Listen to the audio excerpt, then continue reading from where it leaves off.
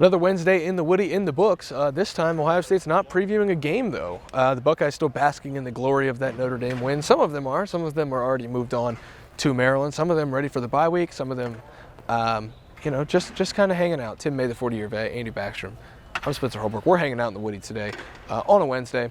Tim, we heard from Kyle McCord, QB1, the man of the hour, the man of the week, I guess. We heard from Emeka Egbuka, the other man of the week, and Cody Simon, who played a big role, stopped Sam Hartman on a 4th and 1, had a pretty good game against Notre Dame over there in South Bend. Big takeaways after hearing from those three pivotal stars from that game on Saturday. Yeah, big takeaways because they all made big plays in some form or fashion. Mm-hmm.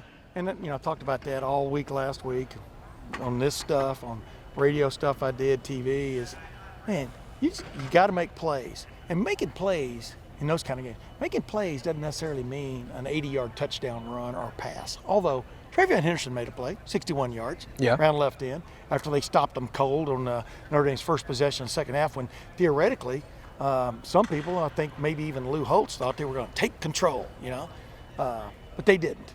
And but the bottom line is, plays can come in the strangest of ways, and you're exactly right about Cody Simon, about Sonny Styles and Lathan Ransom also ganging up and making a play, But the cool that Kyle McCord exhibited in that 2-minute offense, which only took a minute and 25 seconds or whatever it was. Minute 25. Okay, that's what I just said. Yep.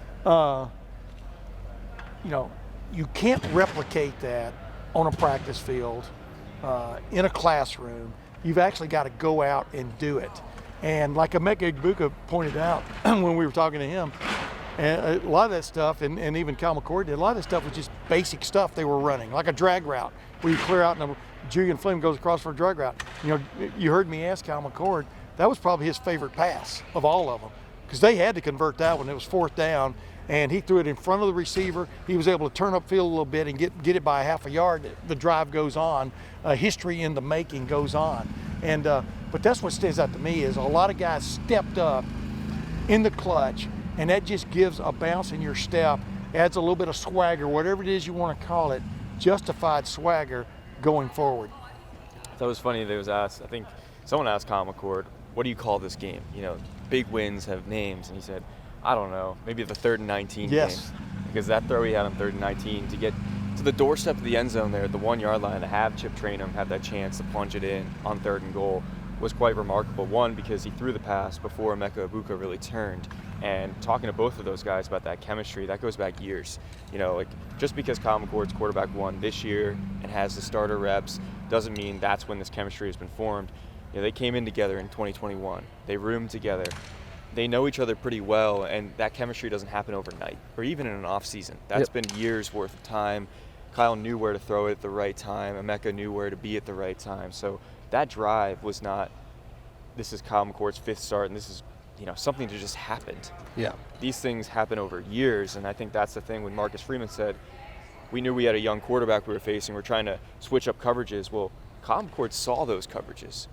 He's adjusting pre-snap, not just because he's had time now as a starter, but because he's been in college football for 3 years. Yeah, and he's not necessarily a young quarterback.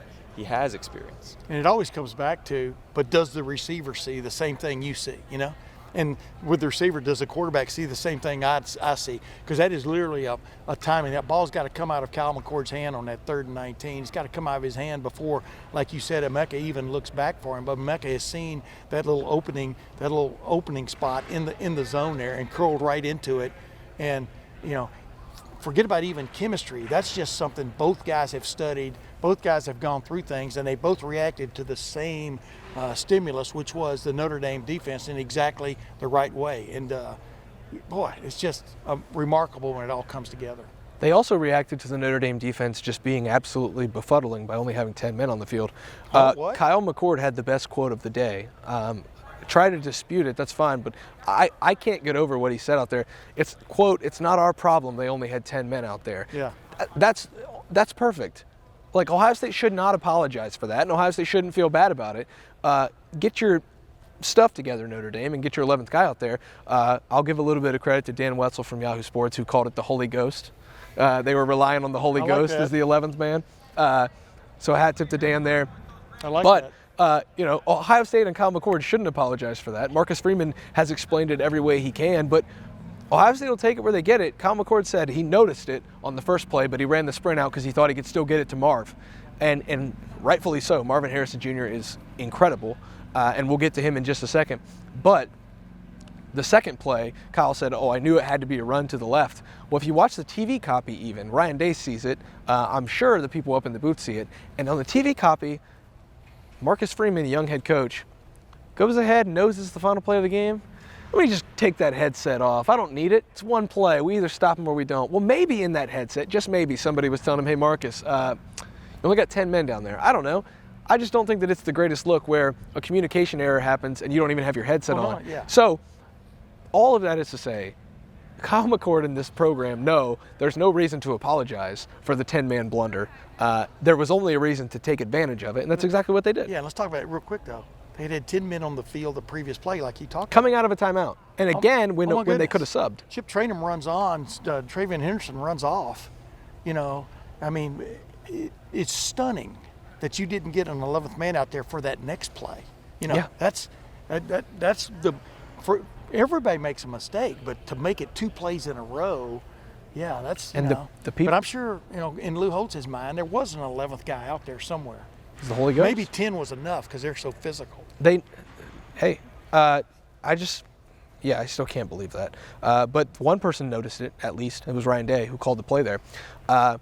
He also called the play to Marvin Harrison Jr., despite Marvin Harrison Jr. being on an injured ankle the previous play, and he was really open. I think Kyle McCord, with a better snap there, gets it to him because he had a couple of yards. Well yesterday, or day before yesterday, that it threw the timing was thrown off. The timing was thrown off. He had the space. It looked a lot like Olave's routes where he used to run that comeback to the one. So very nicely done there. Should have been a touchdown in all honesty. Marvin Harrison Jr., huge update. We're going to go to Andy Backstrom for the update on Marvin Harrison Jr. He was back out here just like he normally is in the Woody Hayes Athletic Center, catching passes. Seemed like he had a little bit of a brace on that ankle, but he had a little white thing sticking up above his black sock. Don't know what it is exactly, but seems to be fine by all accounts in terms of catching passes, putting weight on both feet. And it seems like, he just toughed out that ankle injury, which Ryan Day called a sprain after the game. I don't know if it's been updated or anything like that. We don't get to talk to Ryan this week, at least at this point. But certainly good sign for Buckeyes fans to hear that Marvin Harrison Jr. is back out in this building catching passes with the other wide receivers, because he's so critical to this team, not only for his own production, but drawing other defenders. And that was talked about today. Yes, teams are going to bracket Marvin Harrison Jr. They're going to double Marvin Harrison Jr.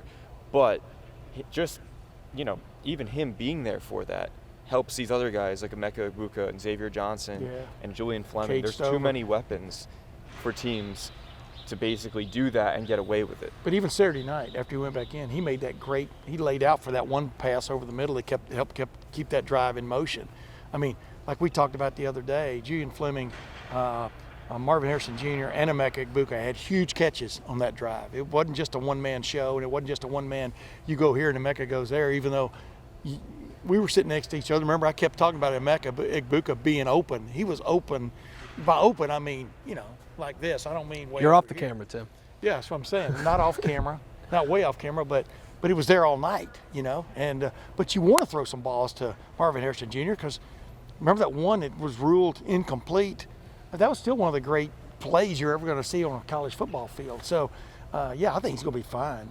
Yeah, the problem is for Ohio State is if he wouldn't have been fine, there's no time to rest him. You get this week of the off week, and sure, that's the initial period, but you can't rest him against an undefeated Maryland team, no matter how much better you think Maryland is. You can't rest him at Purdue, which has been an absolute house of horrors for this program in the 21st century.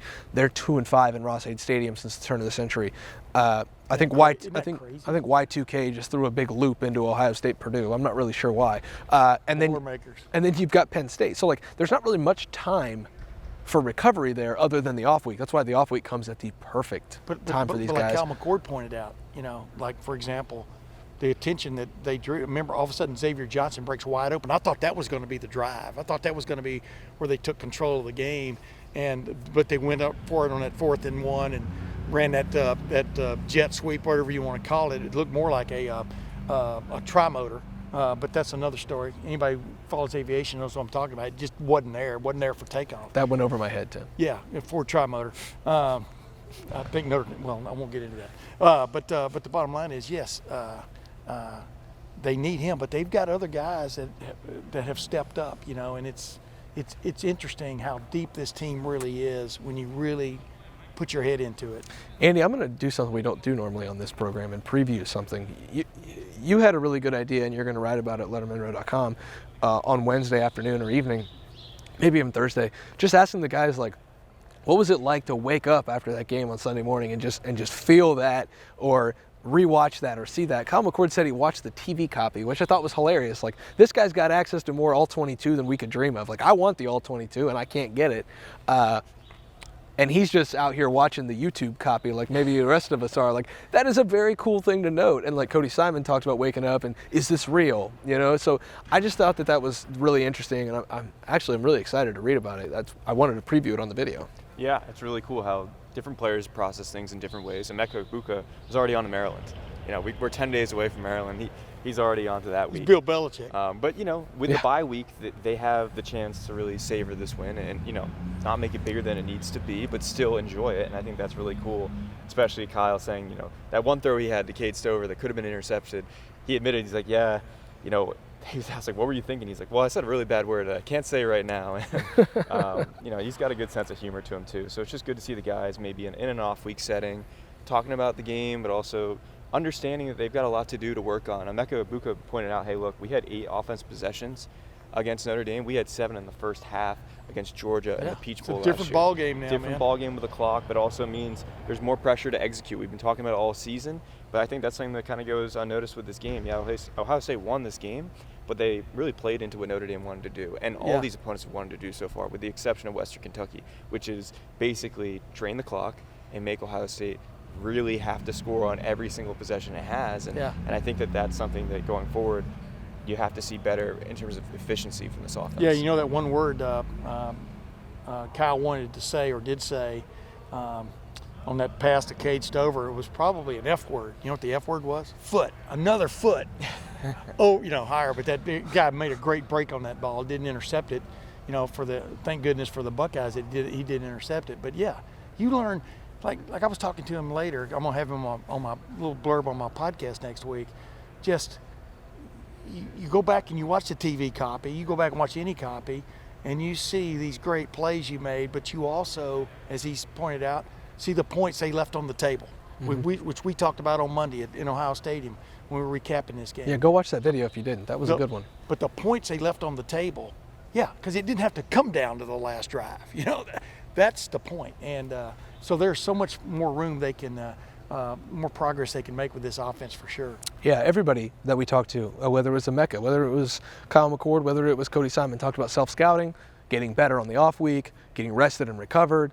This team was battered and bruised, and so was Notre Dame. I pity Notre Dame for having to go on the road. Seriously, I feel bad. A hot Duke team. I feel bad for that team having to go on the road now and playing a game in a night environment. That sounds terrible, and I don't think this program would sign up for it either. That was as physical of a matchup for both teams as you could imagine. And again, I'll say it again, it looked like a MASH unit walking out of the locker room, and I can imagine it looked the same on the other side of the stadium for Notre Dame. That was as tough and as physical of a game for both sides as you can imagine. This program can use the bye week. I know that. Yeah, but the intensity, we talked about it, right? The intensity was college football playoff-like intensity. That's the level that game was played at. And those games rarely are ever going to be beautiful.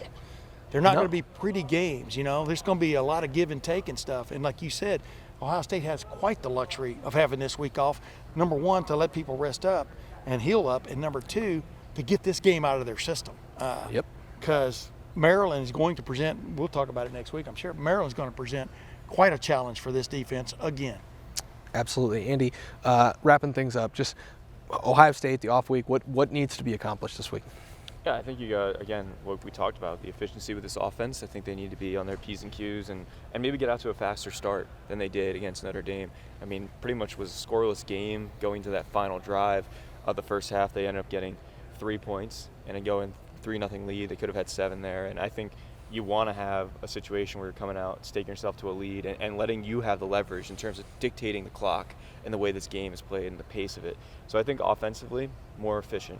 Defensively, got to get off the field. Third down defense was not very good against Notre Dame. Third down defense was not very good against Youngstown State 2 weeks prior.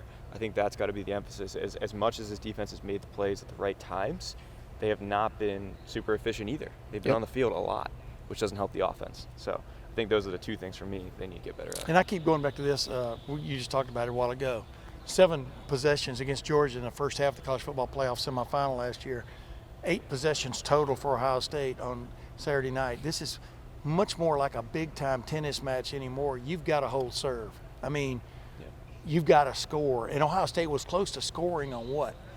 6 of those possessions, if I did my math correctly. Tim, I think So there they were scored on 3, and they had a chance on 3 others, to, or at least 2 others to score. And that's what you have to do now. You have to be so efficient, but past efficient, you got to be, over the top. You got to score now. And they know that. They know the urgency. That's the word I brought up with Emeka. There's an urgency about it now that wasn't there even last year. Don't you agree? Yeah, and both teams crossed the 50 on almost every possession. Yeah. That's one of the things that I noted Ohio in the State rewatch. more than Notre Dame did if you go back and look at the drive charts. Yeah, it's quite remarkable that it was only 17-14. Both teams were cooking a little bit between the 20s and just couldn't do anything on the other side of that red zone. Ohio State Maryland is in 10 days. If you'd like to go see that game, you should go to the Game Time app or gametime.co.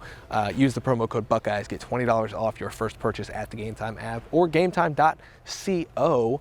And then the price matching, Tim, you love talking about that price matching. Yeah, well, if you, bottom line is if you find a ticket in your same line, on your same aisle, or what's the word? Section and row. There we go. I named everything except that section and row. Pretty similar seat. Gametime.co, the Game Time app, they will refund you 110% of the difference. So go ahead and hang on to your Game Time ticket that you acquire, and get a little money back on top of everything. Yeah, you find one on a competing ticketing website that's a little cheaper. You get 110% the difference. You still get to go to the game with the Game Time app. You're saving money. You're watching the Buckeyes. What could be possibly better than that? Seeing Script Ohio, seeing these Buckeyes back in action against Maryland on October 7th. That's homecoming. Lettermen Row will be there, but until then, we're going to be covering the Buckeyes. We've got a lot of coverage coming up. We got Thursday video, Friday video coming up to you guys. A lot of off-week content, freshman stuff. Look back on the first 4 weeks. Andy will be there. Tim May, the 40-year vet, he'll be there. And Matt Parker on the recruiting side, and me, Spencer Holbrook. Come join the party. Join the team at Lettermen Row. We would love to have you in there. $1 for 1 month. You can't beat that deal. You get all the way through the Penn State game, and I think that's the biggest game of the year right now. So if you want all that coverage, go to lettermenrow.com. Stick with us. We got coverage coming.